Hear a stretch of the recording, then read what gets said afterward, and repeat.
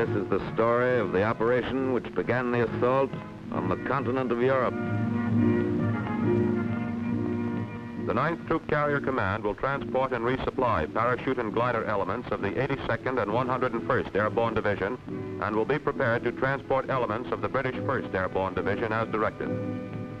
The U.S. 101st Airborne Division will begin landing approximately 4 hours and 30 minutes prior to civil twilight on the morning of D-Day to assist the 4th Division in the initial assault and capture the town of Carentan.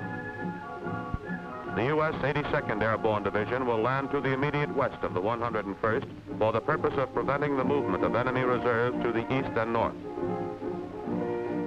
Simple, isn't it?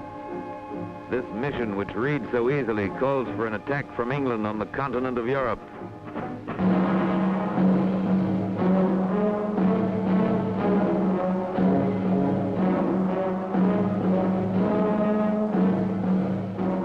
The Festung Europa, walled in by the formidable defense in depth of the Atlantic Wall.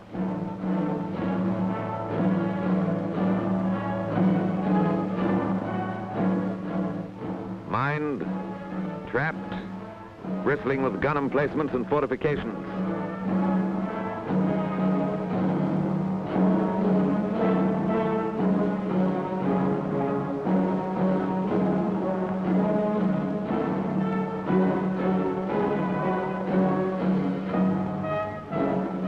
An impregnable barrier, said the Nazis.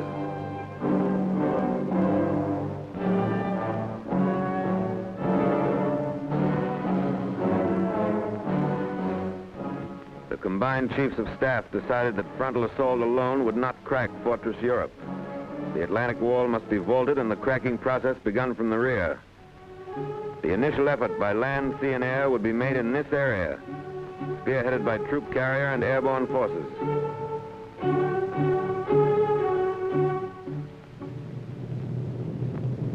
But before the D-Day, there must be a number of lesser D-Days.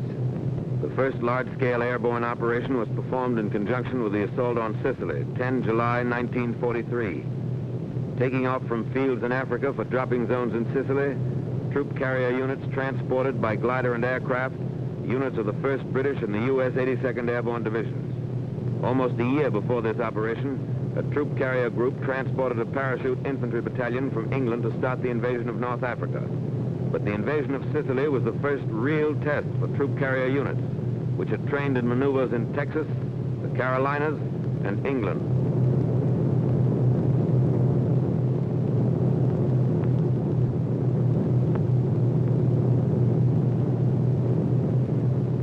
The Sicilian operation indicated there was much to be learned about the planning of an airborne operation. Troop carrier aircraft were shot down by friendly forces. Parachute drops were widely scattered.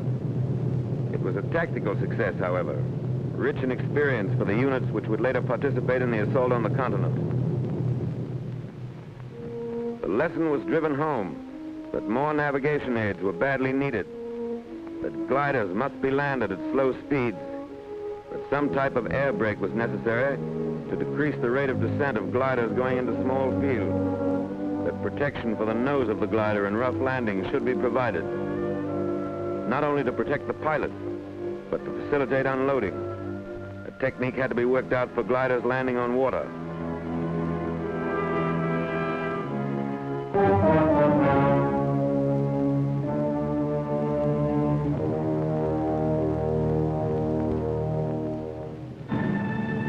To the lessons of Sicily was added the experience of the highly successful operation in the Markham Valley of New Guinea, in which troop carrier and airborne forces showed the practicability of a well-planned daylight operation.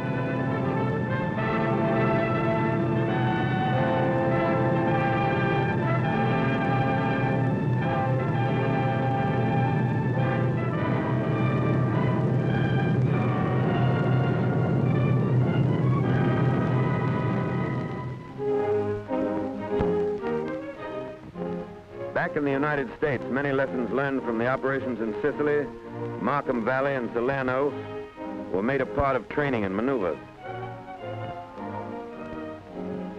The Griswold nose was developed to protect the glider in rough landings. Parachute arrestor was adopted to permit landing the glider in restricted areas.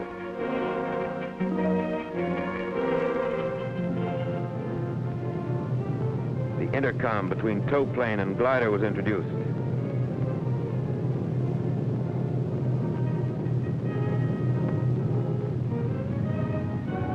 Blitz landings were out. Glider pilots were taught a slow, constant rate of descent, with a slow landing to a precise spot on the ground.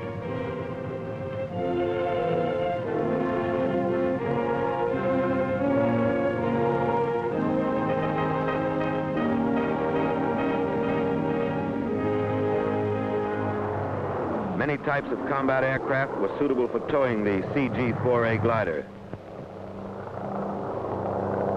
The B-25 was used. The P-38 performed its task well.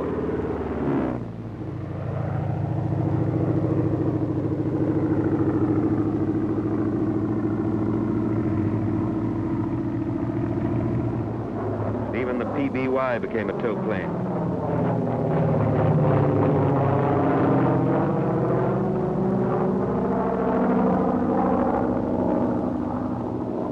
Note the takeoff of the PBY before the glider.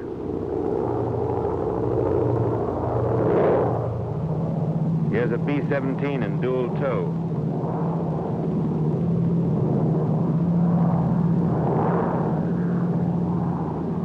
And a triple tow by a C-54.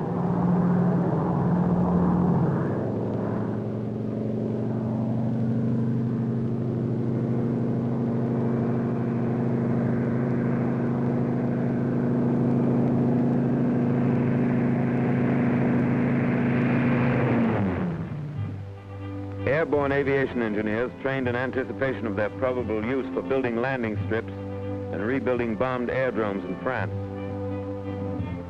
Troop carrier airplanes are converted in a matter of minutes into ambulance ships.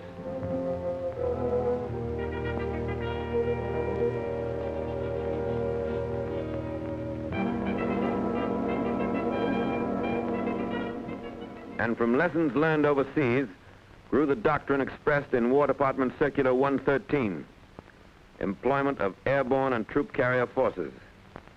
Doctrine was put into practice, and Circular 113 became the blueprint for all future airborne operations. Airborne and troop carrier units are theater of operation forces. Their employment must be an integral part of the basic plan made by the agency directing all land, sea, and air forces in the operation.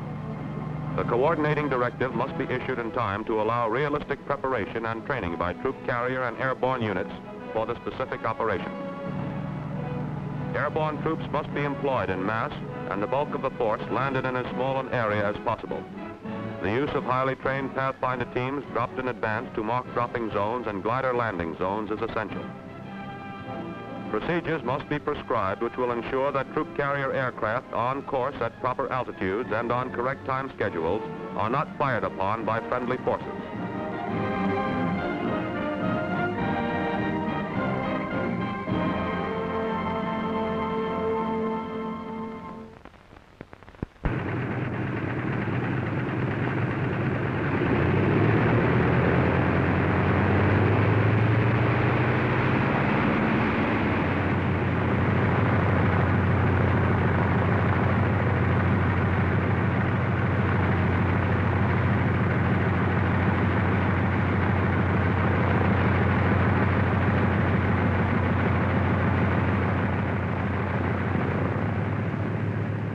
Pilots and the staffs of operational training groups, which were committed to the United Kingdom, were trained in flying procedures of the United Kingdom before they left the States.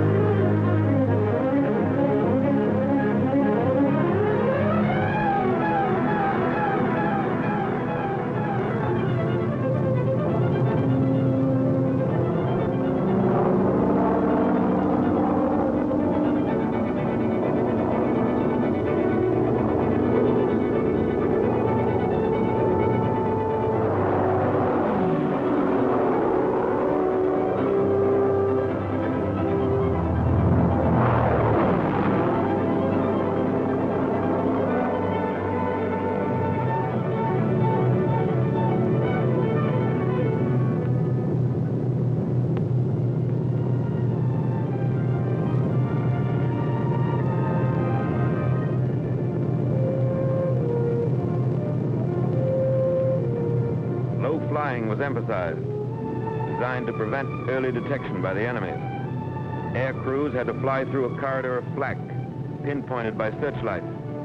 Every aspect of operations in the United Kingdom, flying control, air-sea rescue, supply, British navigation, weather, all phases of theater training were covered before the units departed overseas.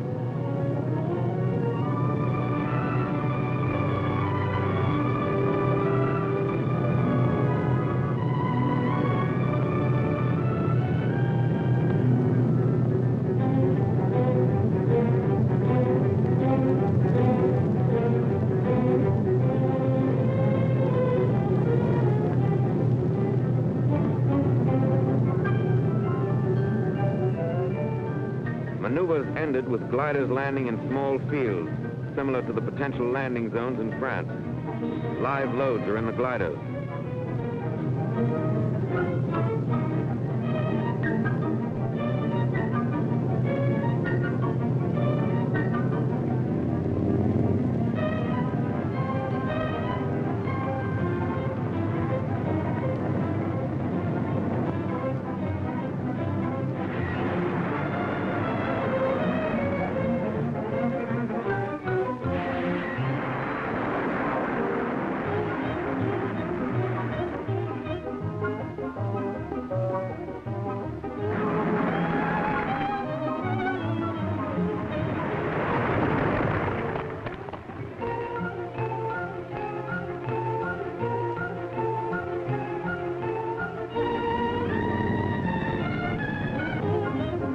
Airborne troops continue in their specialized tactics.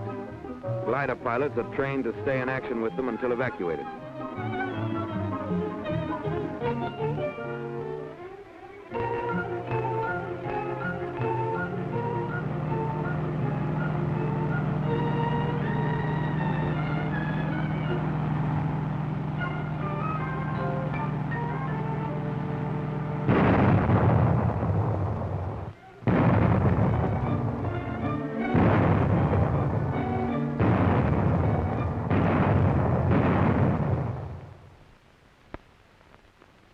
Meanwhile, in England, Supreme Headquarters was formed. The planning phase changed to the manning phase. Supreme Headquarters, Allied Expeditionary Force, published a standing operating procedure, which was laid on by Allied Expeditionary Air Force and 21 Army Group, the top headquarters of air and ground forces for the assault. Under AEAF were the 9th and 2nd Tactical Air Forces, which controlled American and British troop carrier units. 21 Army Group commanded American and British and Canadian ground forces and the airborne divisions. Orders for the operation had been issued to troop carrier and airborne commanders, and their initial studies had been made. Liaison had been established between 9th Troop Carrier Command and the AEAF, 21 Army Group, the Navy, the 9th Air Force, the 101st Airborne Division, 1st Army, 82nd Airborne Division, and 1st Airborne Division. This was the chain of command for the airborne operation.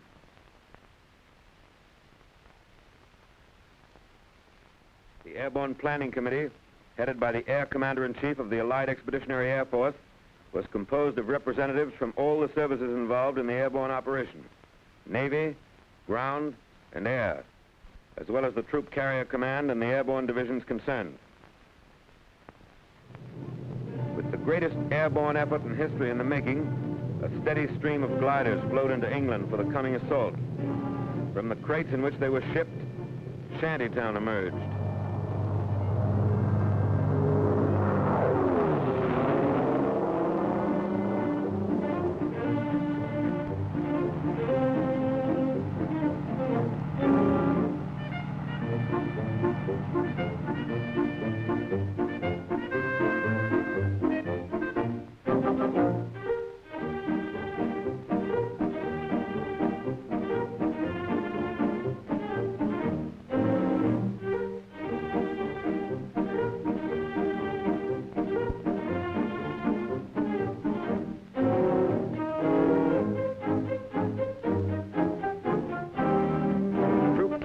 Glider mechanics and Air Service Command units have the task of rapid assembly of CG-4As. In addition to their normal assignment of 100 CG-4As, some groups had to maintain 140 horses with the usual complement of glider mechanics. British ground crews helped assemble their own Horsa gliders before turning them over to troop carrier.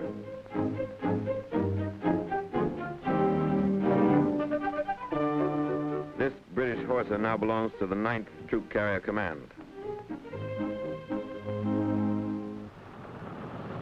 Operational training with the Airborne Division started in March, 3 months before the assault. This time, Troop Carrier did not have to haul freight. It could concentrate on its combat assignment and train for it. Intensive work was done on column takeoffs and landings and night formation flying.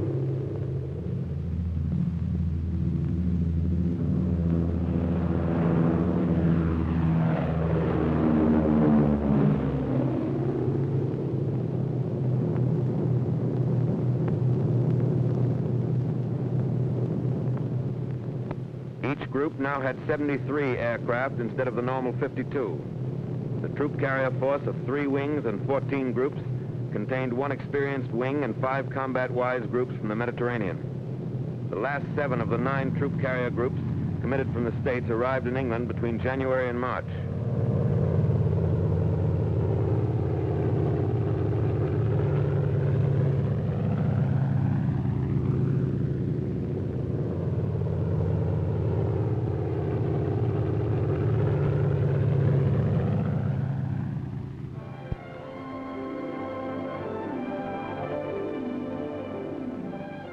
This system is used to recover gliders from small fields.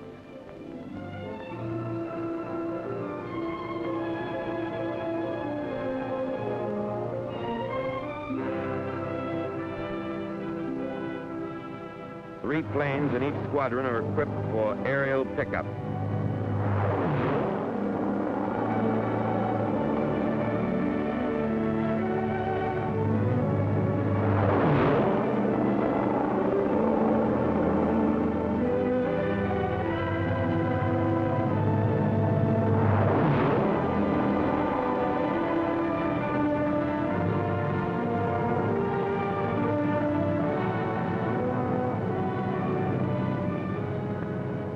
Thorough coordination between ground and air is necessary for accuracy and delivery of resupply containers.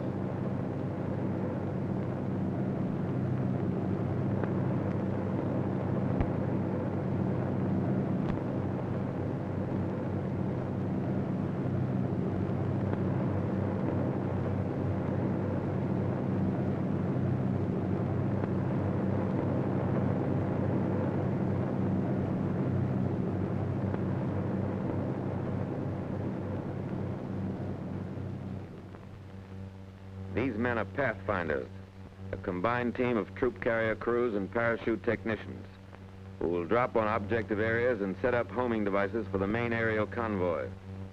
Teams consist of 9 to 14 technical men and 5 security personnel. The Pathfinder School, starting without precedent and table of organization, and with little equipment, turned out 50 trained troop carrier crews and 260 British and American airborne officers and men by D-Day. Pathfinder airplanes were equipped with every navigational aid used by troop carrier, and the flight crews and airborne teams received 30 to 60 hours training in their use, both in the air and on the ground.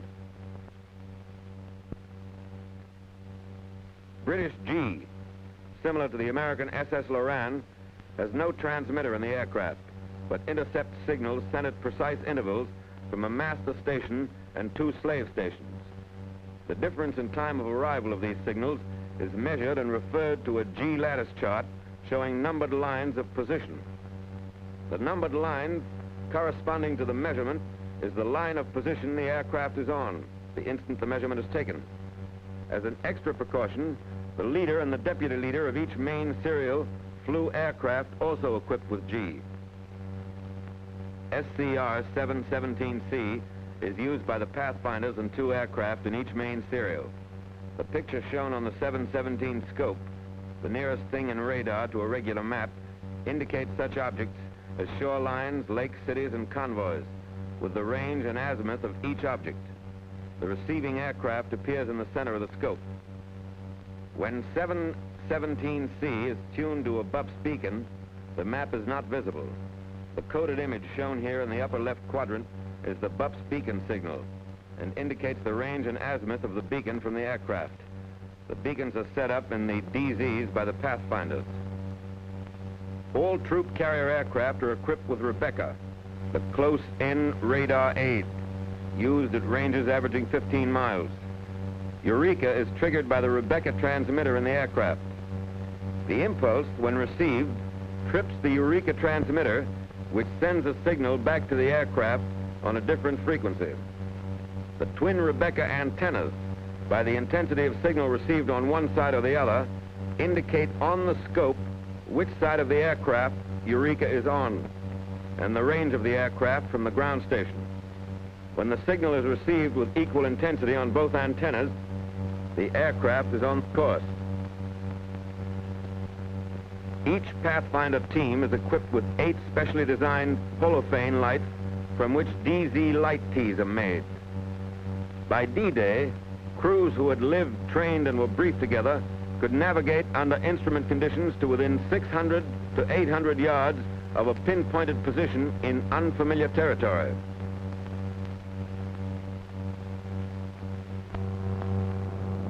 From March through May, 35 lower echelon and 3 full-scale command exercises were held, culminating in a full-dress rehearsal for the operation against the continent. The times, loads, distances, and navigational aids were exactly as would be used in the assault. Landing zones were selected for their similarity to those in Normandy, which intelligence showed were 900 to 1,500 feet long and averaged 500 feet wide. Mosaics showed that the objective areas would hold 1,300 gliders. The Normandy fields were bounded by trees 15 to 75 feet high, along with numerous dense hedges.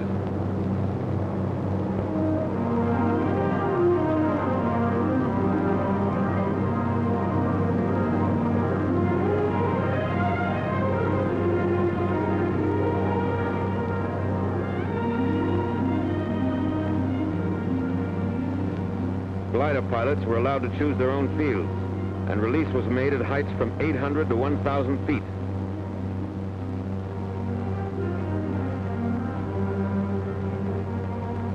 Both ideas were impractical. The high release made the gliders more vulnerable to ground fire and sacrificed accuracy. And when each pilot chose his landing field, there were too many conflicting patterns.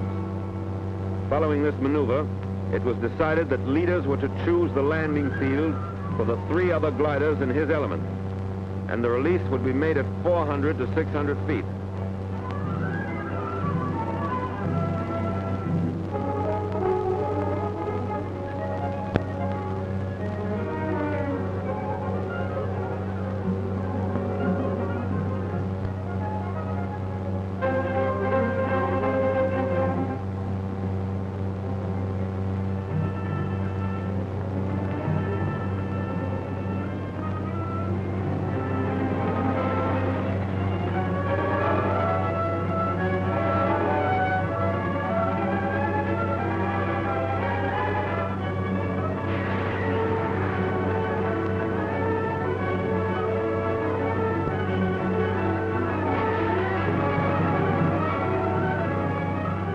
If fields small enough for practical operational training are used, there are certain to be crack-ups.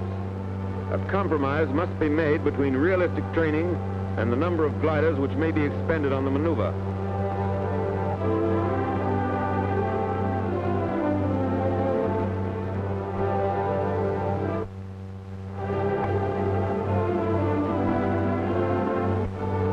One reason the percentage of Horsa crack-ups was to be so much higher in the actual operation was that a sufficient number were not available for extensive practice in full load landings into small fields.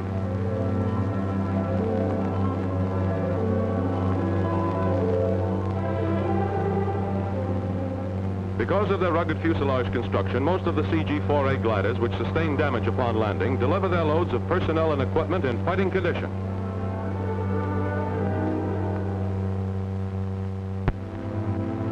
The order of battle in the plan is given a final check at Advanced Headquarters, 9th Troop Carrier Command.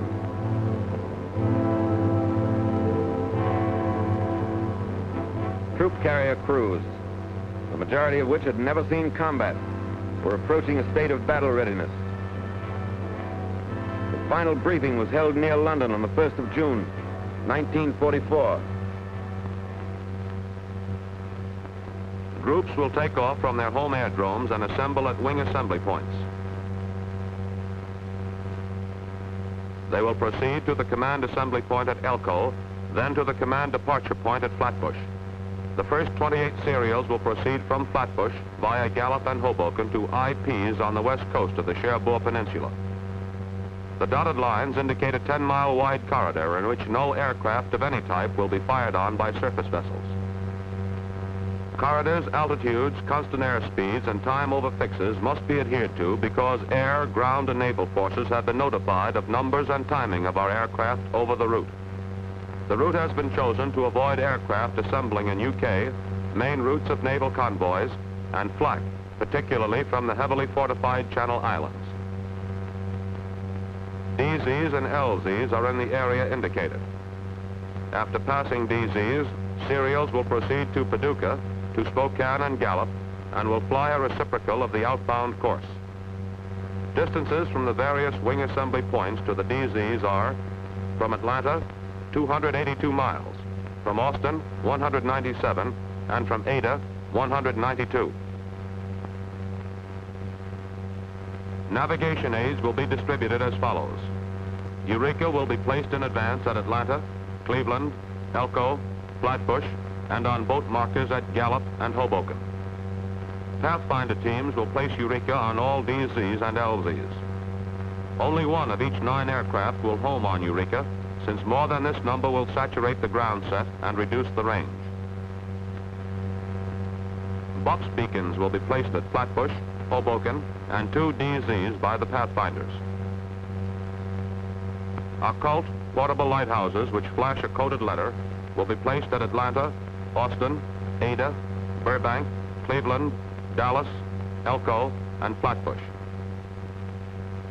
Holophane lights will be used during the night operation on the boat markers at Gallup and Hoboken and to form lighted T's on all LZs and DZs. The 2 boat markers at Gallup and Hoboken will be 100-foot boats manned by the Royal Navy and will maintain their exact position in the channel by G.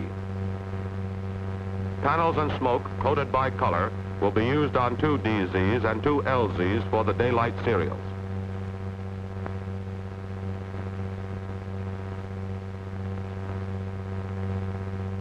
Six Pathfinder serials, 3 airplanes in each, will take off beginning on D-1 at approximately 2200.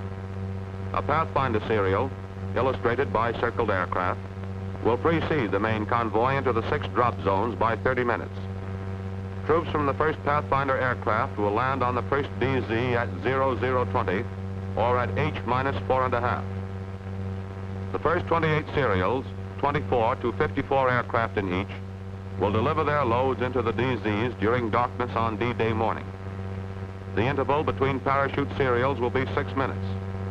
Altitudes of all serials, both glider and parachute, will be Elko 1500, Flatbush 1000, Overwater outbound 500. The main parachute formation will fly 9-ship V of Vs and 18-ship squadrons with 1,000 feet between each 9-ship formation. Both troop carrier and airborne decided on this formation as the best for rapid delivery of troops en masse. Radio silence will be maintained except in extreme emergency, and Rebecca will be turned off after making the turn at Hoboken until within 20 miles of the DZ to avoid alerting the enemy. All serials will cross the IP at 1,500 feet, descending to 700 at the DZ or LZ. After the drop or release is made, all aircraft will descend to 100 feet, climbing to 3,000 before crossing Gallup. On the return, Gallup to Elko will be flown at 3,000 feet, since outbound serials will be using the same corridor at 500 feet. The first 26 serials, or 821 aircraft, which will transport all the parachute troops of both the 82nd and 101st Divisions, will complete their drops by 0244.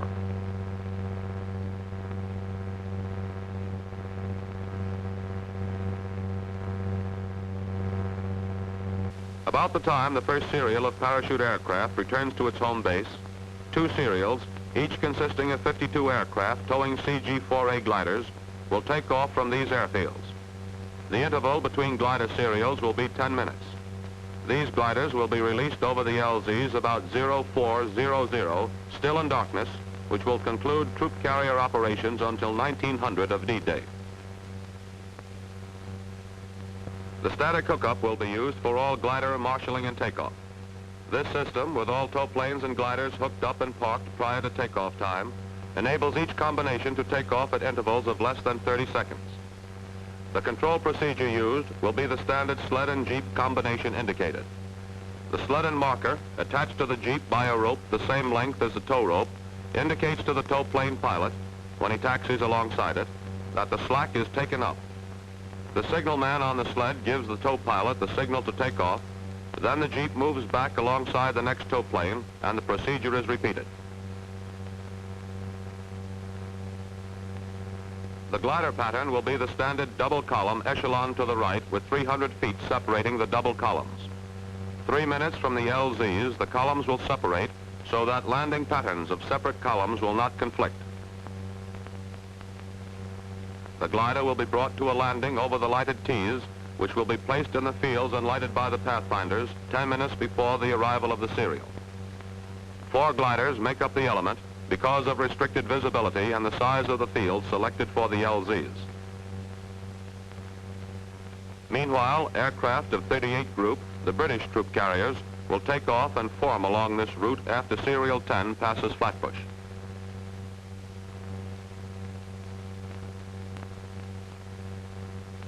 Diversionary measures for enemy radar installations will be furnished by British Sterlings, which will accompany our serials to Hoboken. After troop carrier serials turn at Hoboken, the Sterlings will continue the same course and drop window to simulate troop carrier serials. They will then turn into the coast and drop dummy parachutists.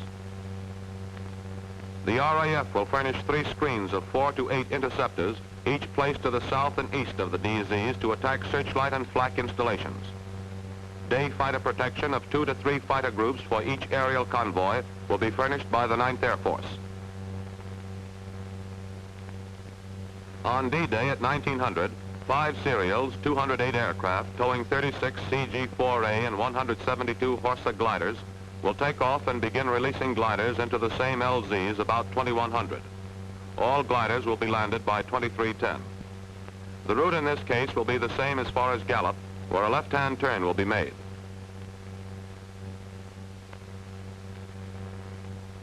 Serials will proceed from Gallup to Spokane, to Paducah, to the LZs, make a right turn and fly a reciprocal course on the return route. All future serials will follow this route since the beaches will be secure by this time and will afford more protection from ground fire for daytime flight. Altitude from Gallup to the LZ will be 500 feet. On the return, LZs to Gallup will be flown below 500, climbing to cross Gallup at 3,000. On D-Day +1, 4 serials, 200 aircraft towing 48 horses and 152 CG-4As will begin taking off about 0500 and will put the last glider into the same LZs by about 0910. 512 gliders will then have arrived in Normandy. At 0400 on D+1, 6 serials, 311 aircraft with parapacks will begin taking off with supplies for the 2 divisions which will have completed their landing when the last glider lands. These supplies will be dropped on the objective area in Normandy within a space of 30 minutes, beginning at 0611. This will conclude the immediate troop carrier commitments on objectives in Normandy, with further resupply dependent on the amount our forces can move across the beaches. Due to the movement of 2 additional German divisions into the peninsula, the 82nd will not land at Saint-Sauveur. The 82nd and 101st Divisions will both land around Saint-Mare-Église, 5 miles from the east coast. The 82nd Division will secure the causeways and lines of communication to the north and across the inundated area to prevent enemy reinforcements from being brought to the beachhead. The 101st Division will proceed south and capture Carentan. The forces which will come across the beach will proceed inland to reinforce this vertical envelopment.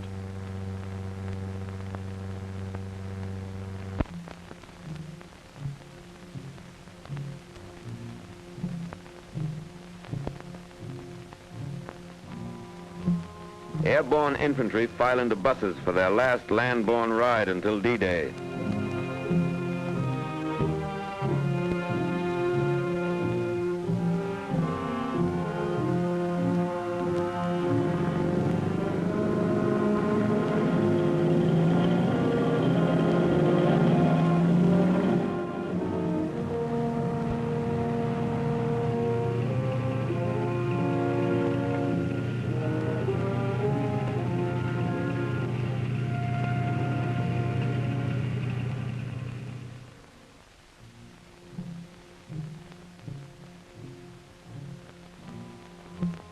These hangars are their barracks until they climb aboard the airplanes and gliders.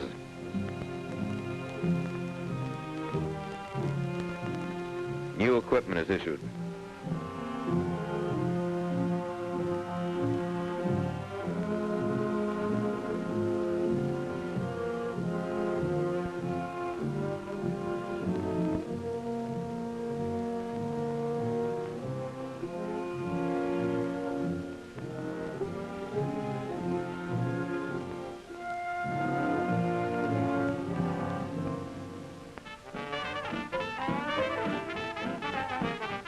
Nothing to do now but kill time. Nothing, that is, but to keep at the peak and await orders.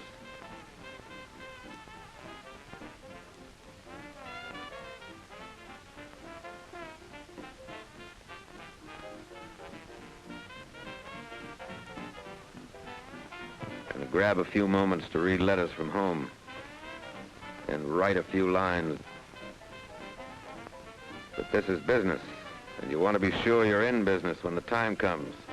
So you take inventory of your stock and trade and keep everything clean and shining and ready.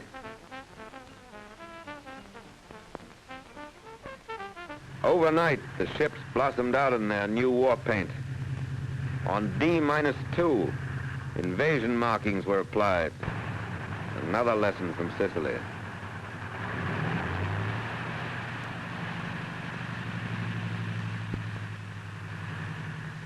Invasion money revealed the objective. By now, the High Command insisted that individuals should know their destination.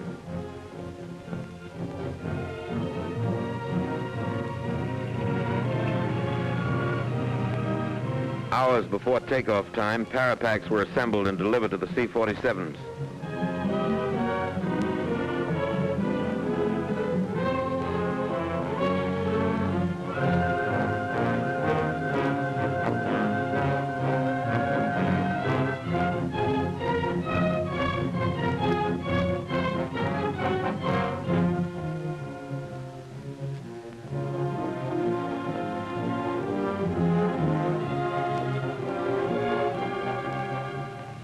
LSTs receive their quotas of troops who will cross the beaches and move forward if troop carrier and airborne have done their job.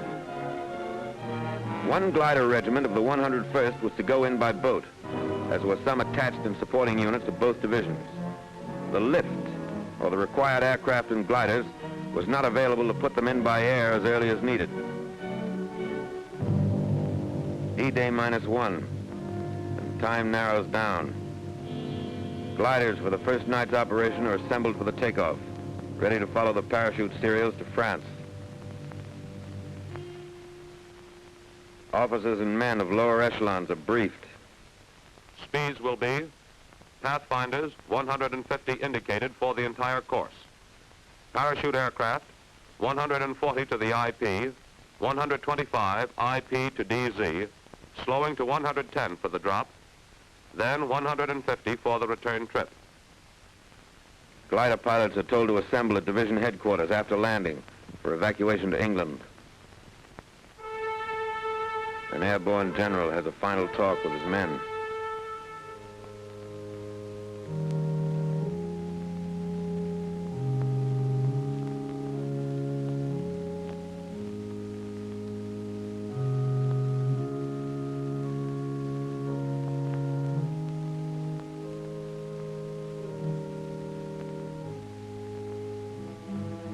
Troop carrier and airborne have their final inspection.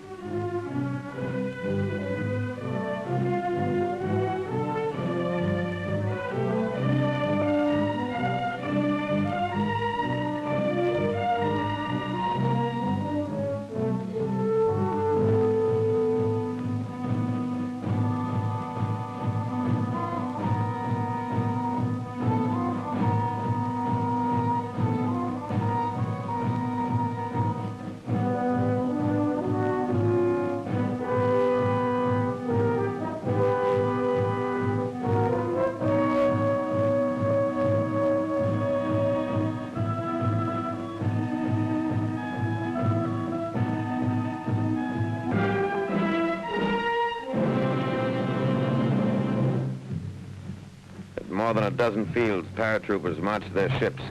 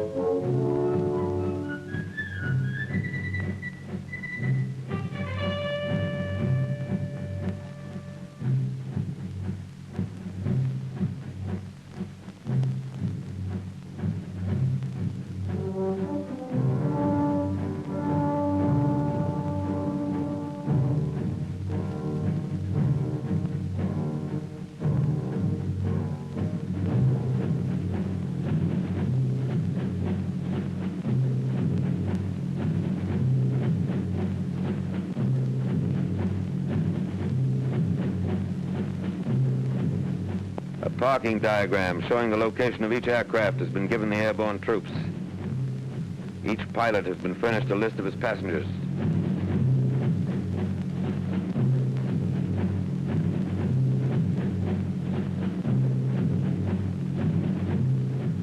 Parapacks are checked.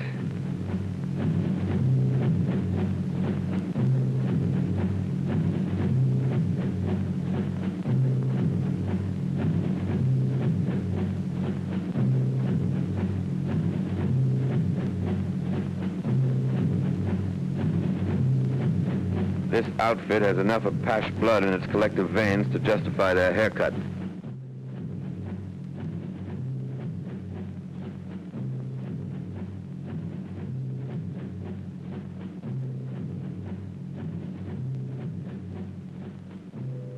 There's a message from the Supreme Commander.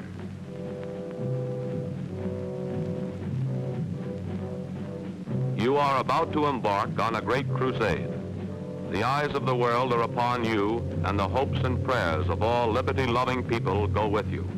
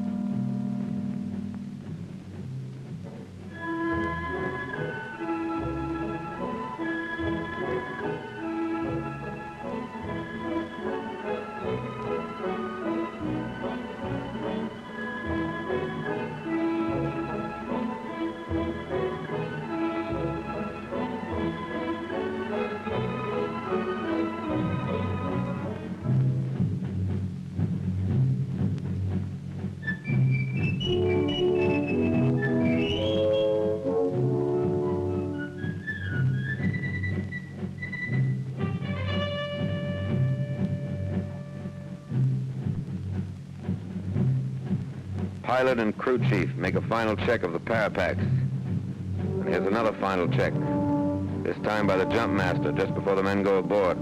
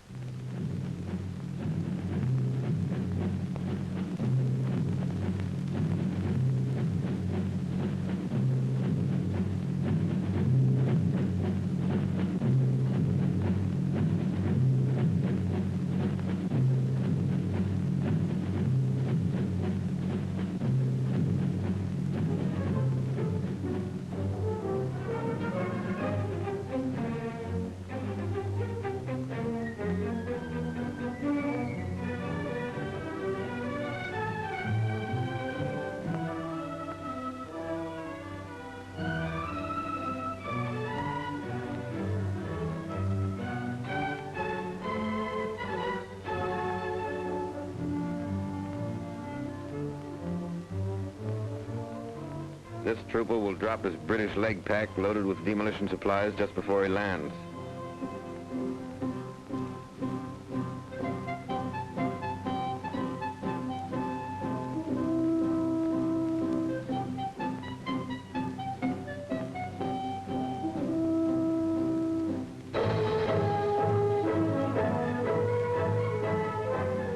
At dusk, Pathfinder teams board the ships that will show the way into enemy territory.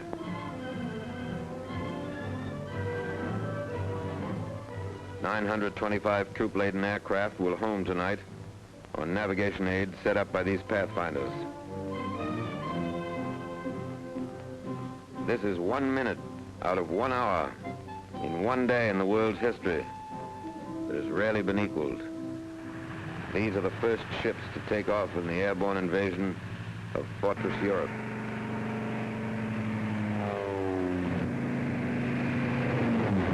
First Pathfinder ship is airborne at 21:54.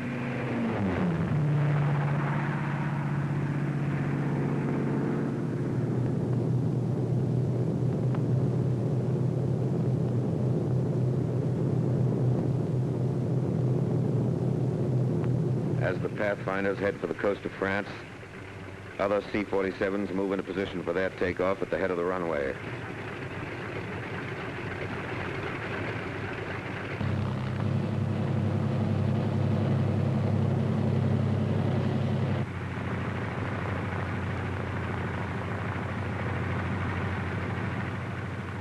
"30 minutes after the Pathfinders take off, the first serials of C-47s follow on the invasion path.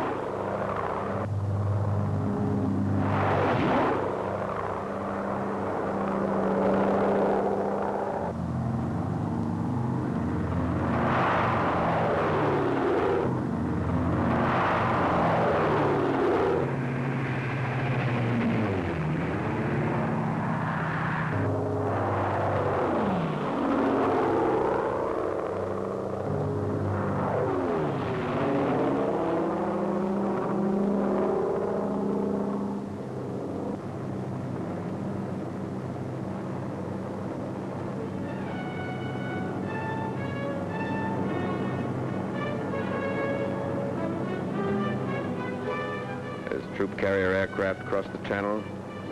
The Allied invasion fleet has already weighed anchor.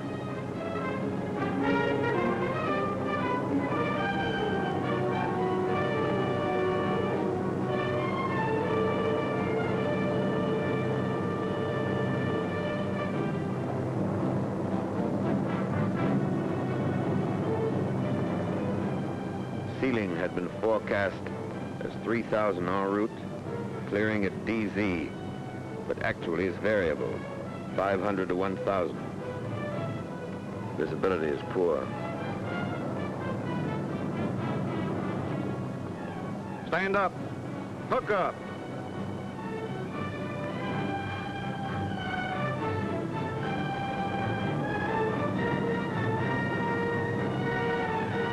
Ready with the red. Shoulder red. Stand to door. Ready with the green. Shoulder green. Go.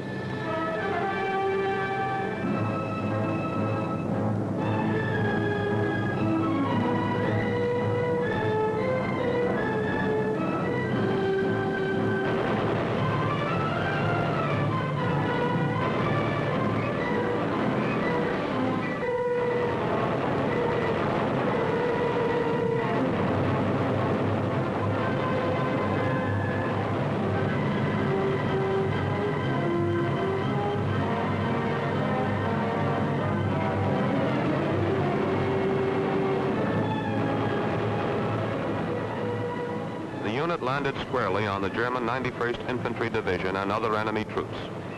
These enemy units were on maneuvers and were already occupying their assigned defensive positions. Surprise was gained only by the leading parachute unit, and subsequent serials found themselves under practically continuous ground and anti-aircraft fire while crossing the peninsula and upon landing. 821 airplane loads, 13,000 paratroops were delivered into DZs in less than 2 hours.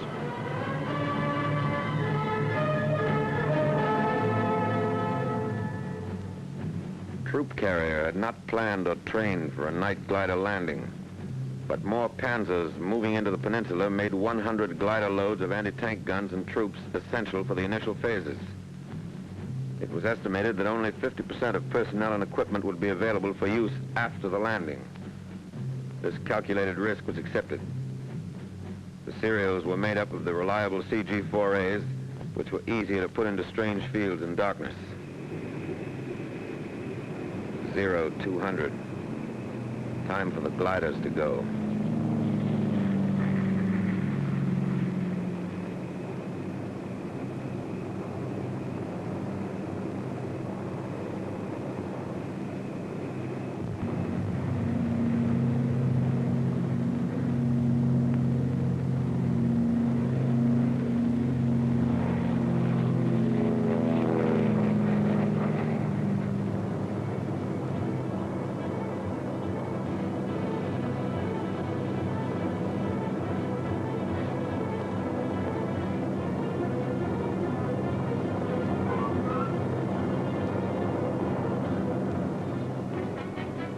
All right, Cloud, approaching LZ. Roger. Okay, cut loose. Roger. So long.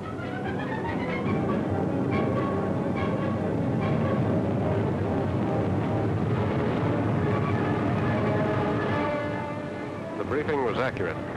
The tree heights were just as we figured. The main trouble was the landing zones were not secured by the time we arrived. In fact, I'd say that 90% of the gliders received hostile fire before landing.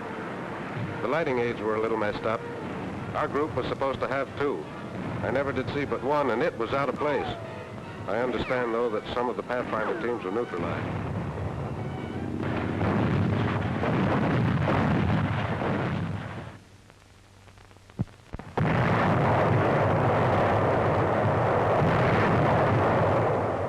Coastal defenses are softened up for the beach landings.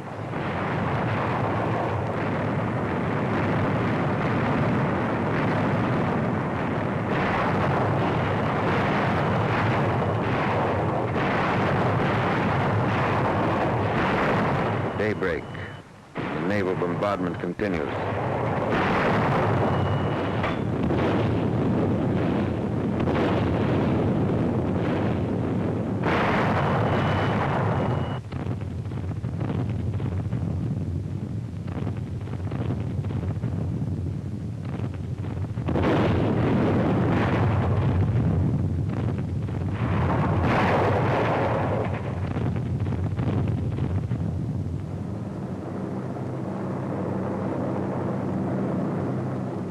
Went in ahead of the troops to blast enemy coastal installations.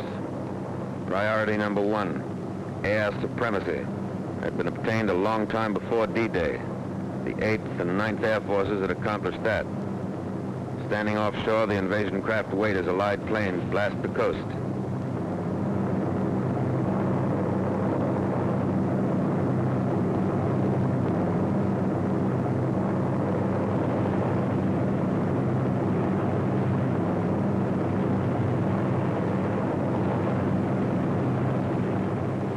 Allied surface ships come in.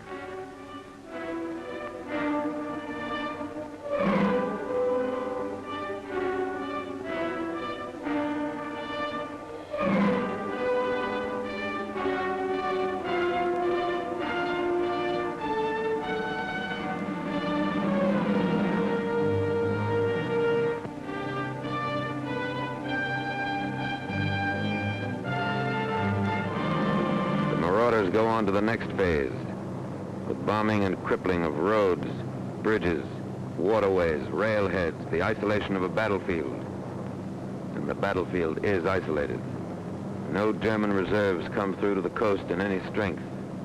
The beachhead holds and grows as the Air Force piles up a record number of sorties.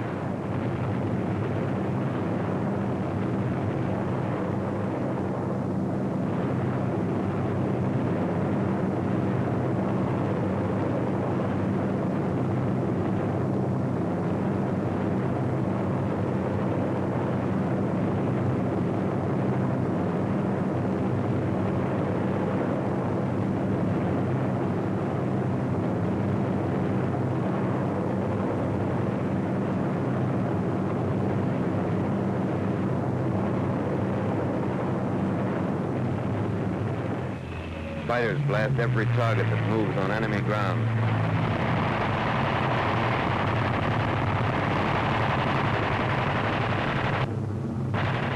Any target of opportunity is legitimate prey. Record sorties are flown by the fighters on D-Day.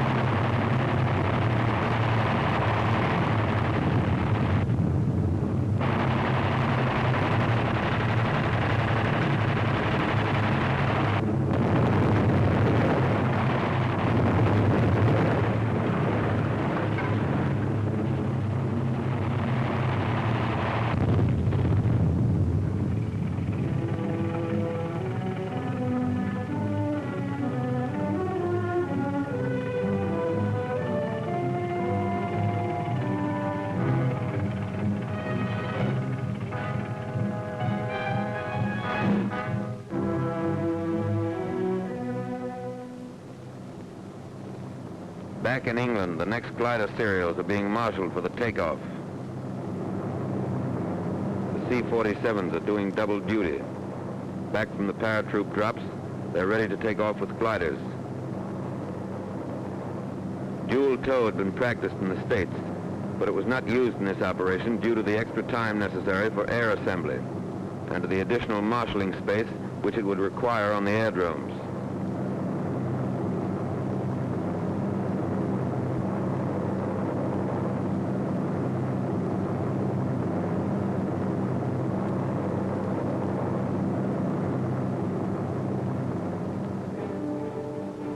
Hard-pressed paratroopers who went into action in darkness earlier today are depending on reinforcements and heavier equipment, which will be delivered by these glider serials. 3 groups of fighter cover are in takeoff position at aerodromes to the south.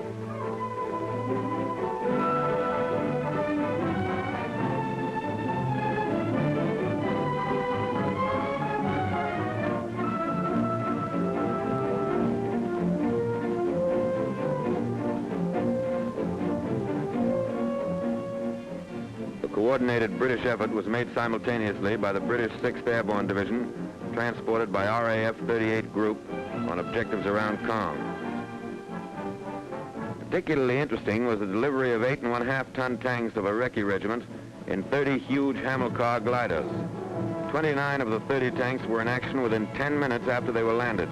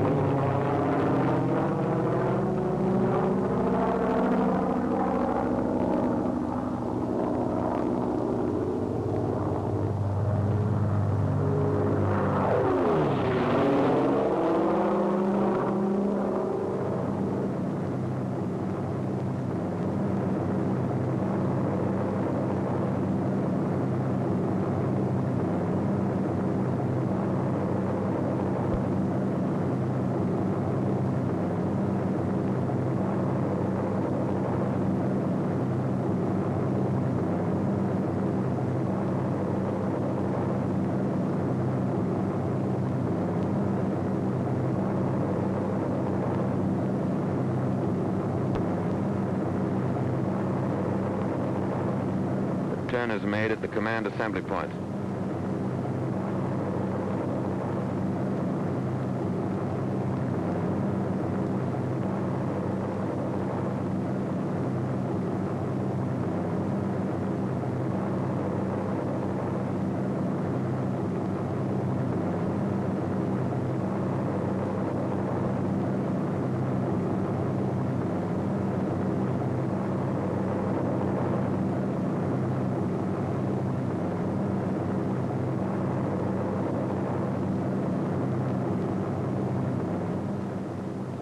superiority makes possible this daylight operation.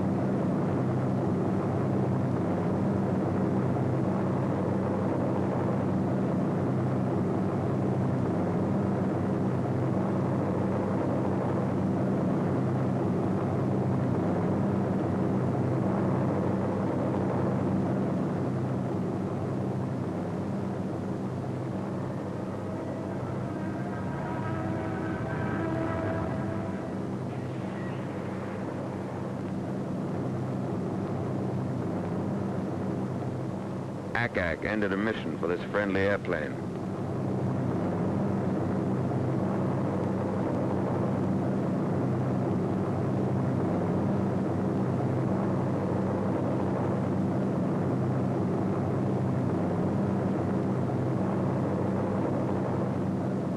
As these gliders and their tow planes head into France, C-47s, which already have dropped their gliders, pass on their way back to England.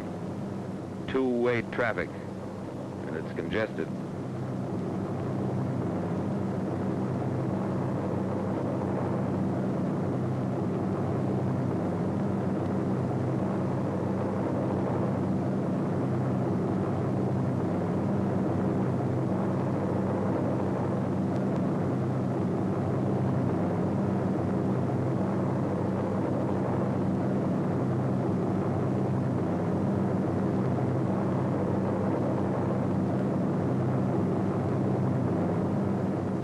These are areas flooded by the Germans.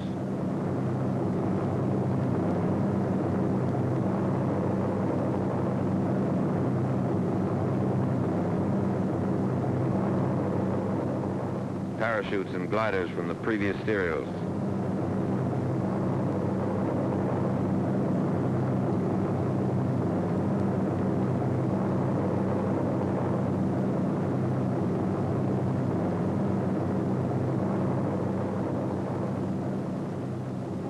Gliders cut loose from their tow planes.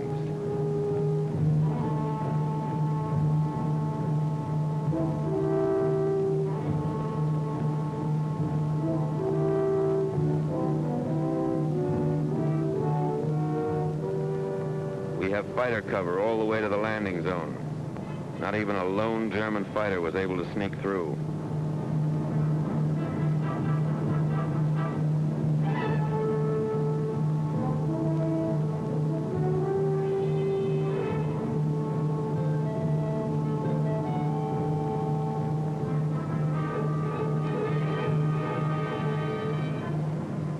One of the gliders makes a landing in the flooded area.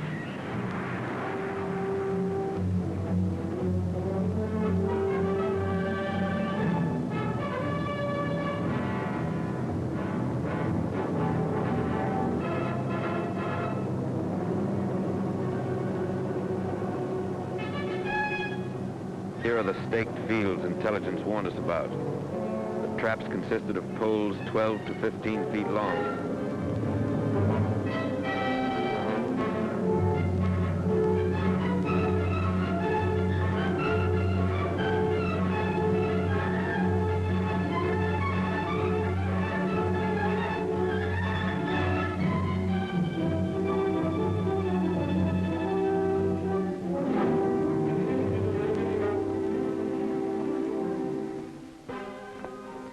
One of the tow planes crashed and burned, but actually the C-47 suffered few losses.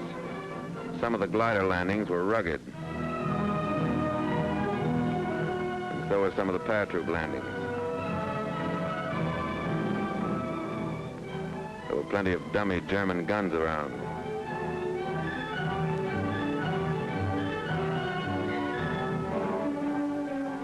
But just as many of the real thing.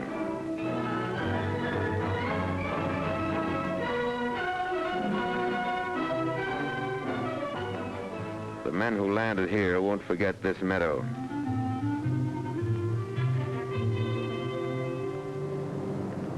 Resupply ships took off simultaneously with the last glider serial from 5 airfields which were designated as takeoff fields for resupply by air.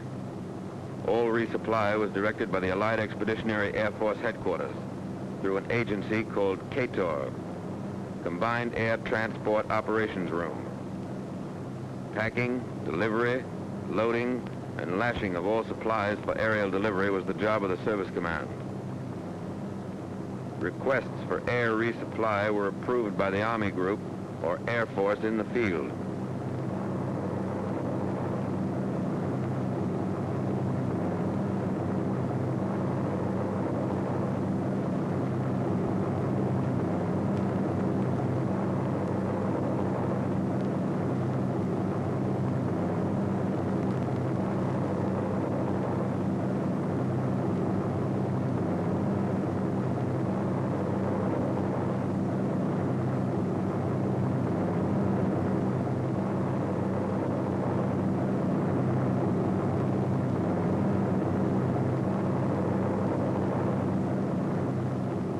Supplies are dropped.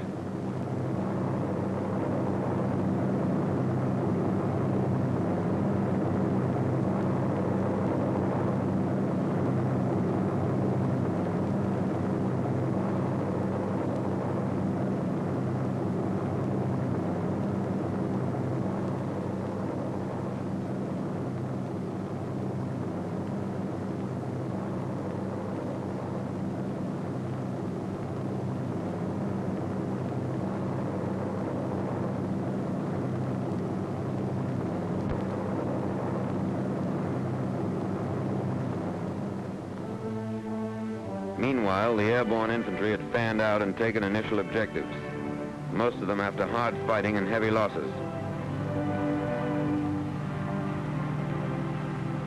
Now they're moving through the key town of Saint-Mère-Église.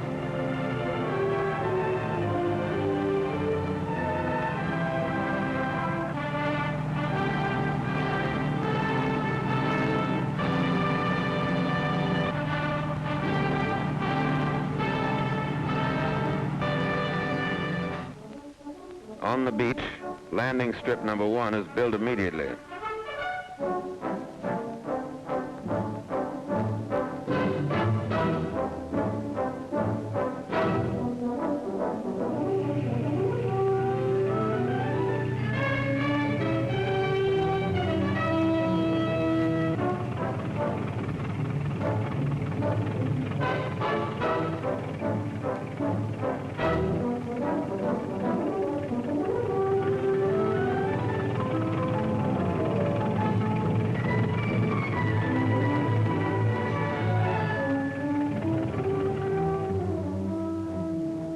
Balloon barrage to protect the field from enemy strafers.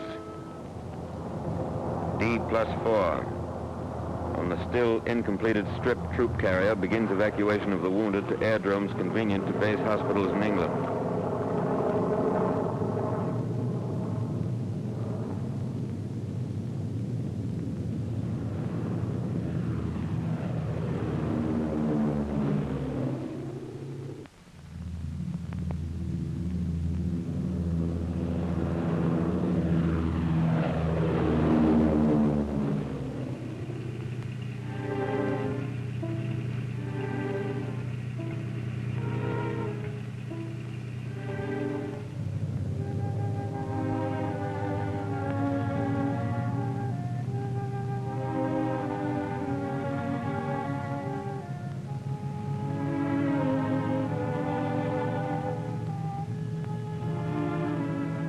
These wounded were the first to land and the first to fight on D-Day.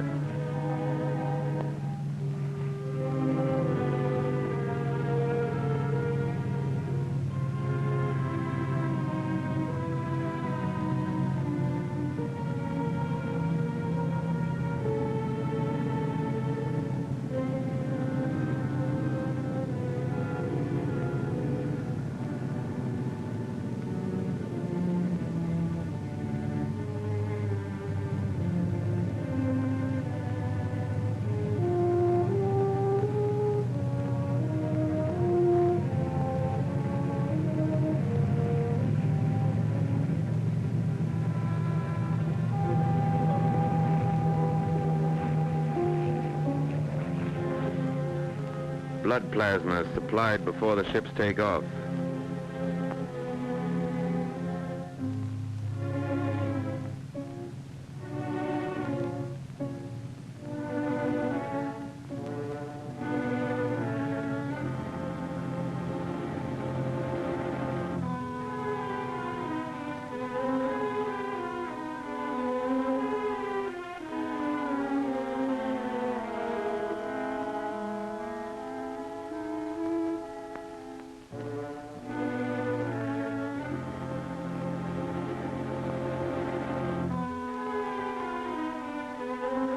Within 2 hours, these men will be under expert care, far from the front.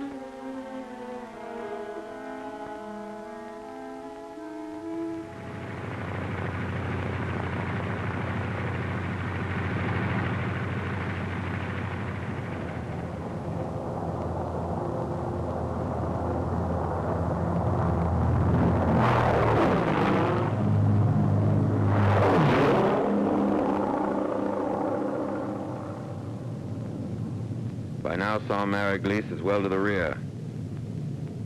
On the edge of town, another landing strip is hacked out.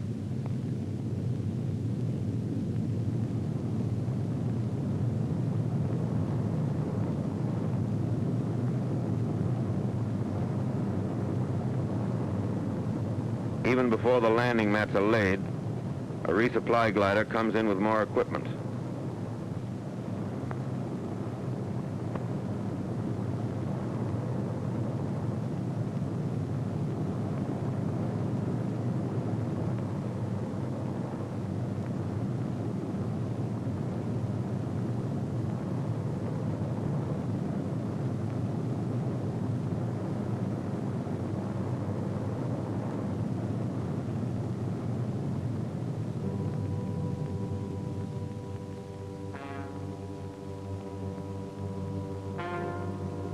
The weather turned bad, and it was impossible to move supplies across the beaches.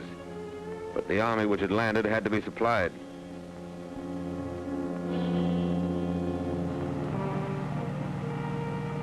Back in England, troop carrier is assigned the job of getting it to them.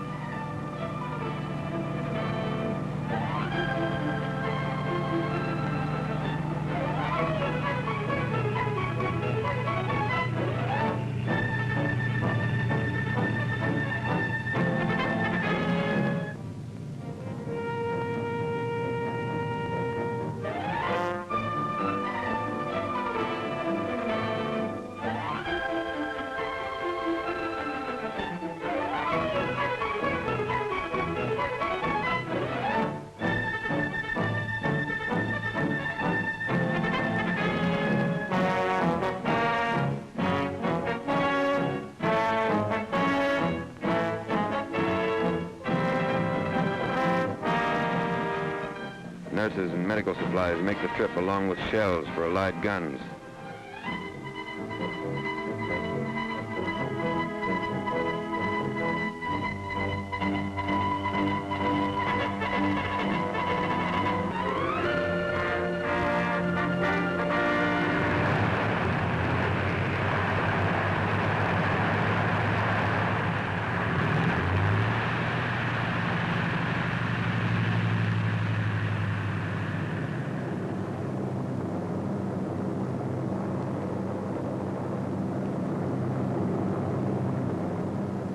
Materiel brought in those first days by troop carrier made the difference between a continued assault to Carentan, utilizing the elements of surprise and enemy disorganization, or a stalled offensive, helplessly waiting for supplies bogged down by weather.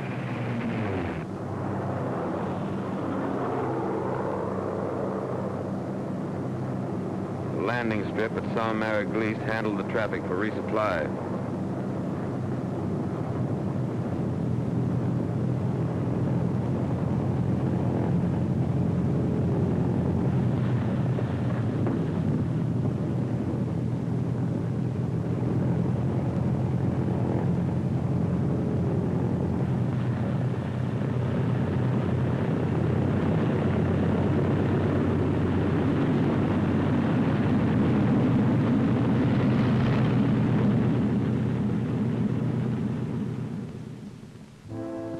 jeeps and trucks are lined up at the field, waiting to rush the supplies to the front.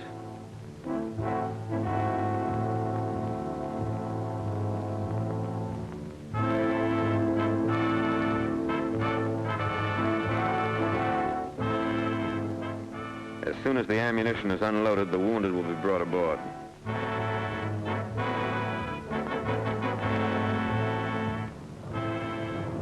Gliders used on the first day's operation and those used in resupply are towed back to England.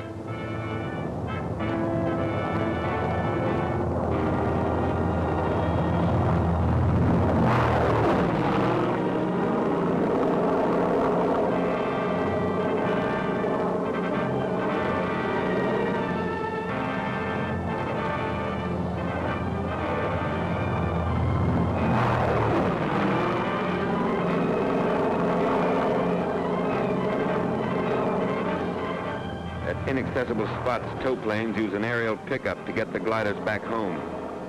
Others, not flyable, will be disassembled and hauled back by boat.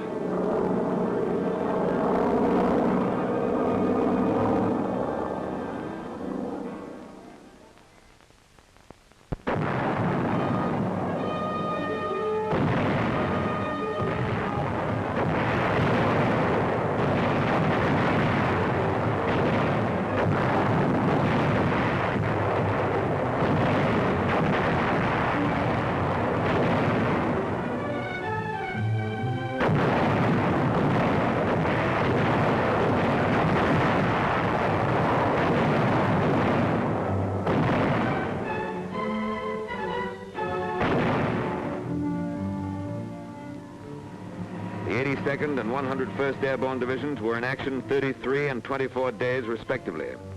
The 82nd, having captured Sault-Mère-Église and secured the bridgehead across the Mer de Ré River, destroyed other river crossings, protected the flank of the 7th Army Corps, and drove west to the Douve River. The 101st seized the areas assigned it, destroyed bridges, and drove on to Carentan to establish a defense area there.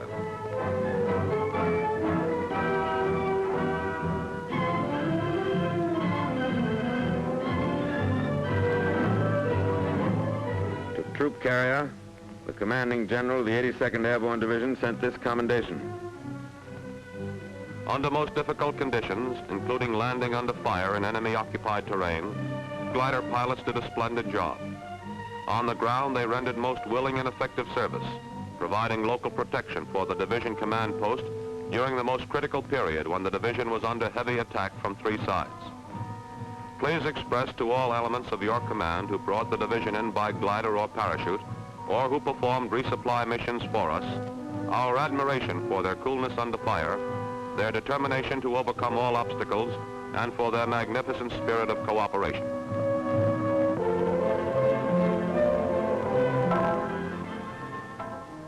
This is part of the price paid for 6 and 7, June 1944.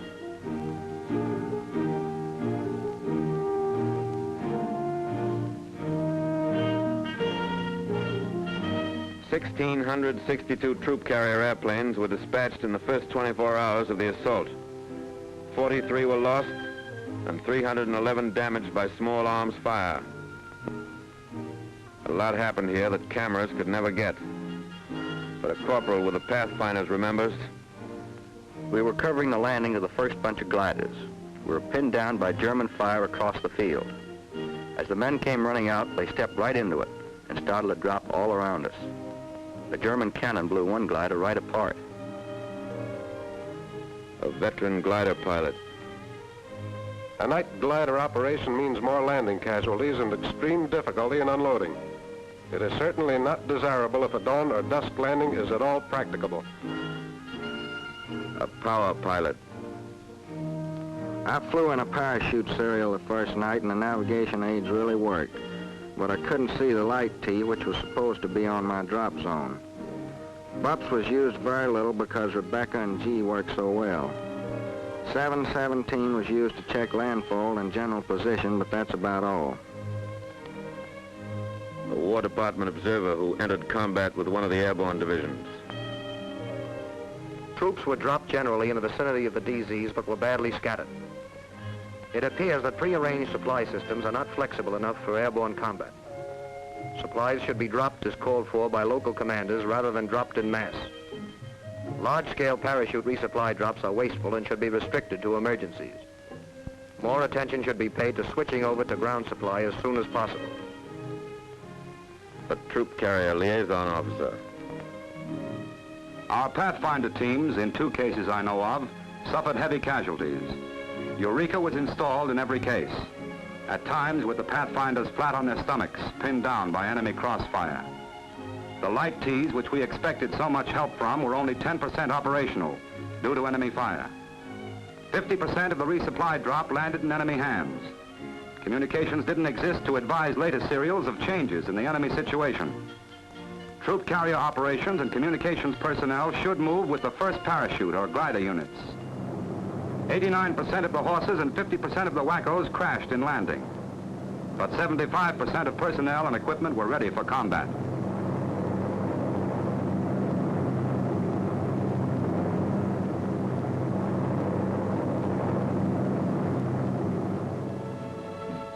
Back from Normandy, these men would have faced further tests. How much they had learned will be history. History made by an airborne army.